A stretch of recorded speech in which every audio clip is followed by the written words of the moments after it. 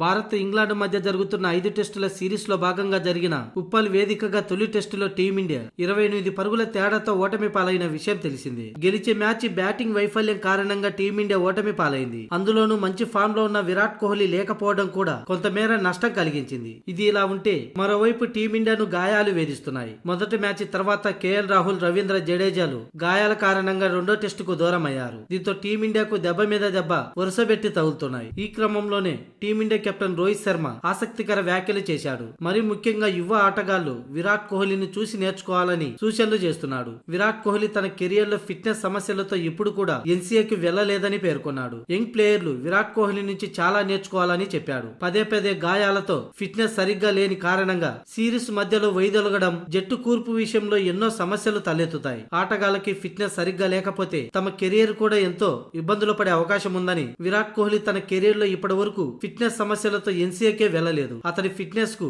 ఇదే నిదర్శనం. క్రికెట్ పట్ల అతడికి ఎంతో డెడికేషన్. ఎంత సాధించినా ఇంకా పరుగుల కోసం తప్పిస్తాడు. యువ ఆటగాళ్లందరూ విరాట్ కోహ్లీ ఫిట్నెస్ చూసి ఎంతో నేర్చుకోవాలని రోహిత్ శర్మ పేర్కొన్నాడు. కాగా ఫిబ్రవరి 2వ తేదీ నుంచి భారత్ ఇంగ్లాండ్ మధ్య వైజాగ్ వేదికగా 2వ టెస్టు మ్యాచ్ జరగనుంది.